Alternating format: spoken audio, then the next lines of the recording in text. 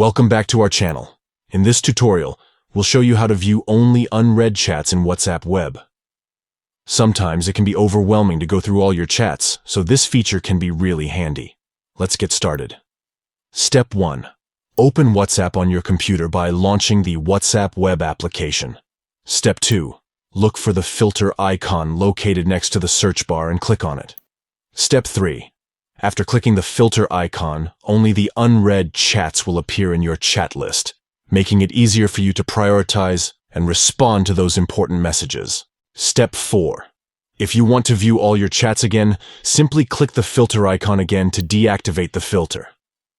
By following these simple steps, you'll be able to easily view only your unread chats in WhatsApp web, allowing you to manage your conversations more efficiently.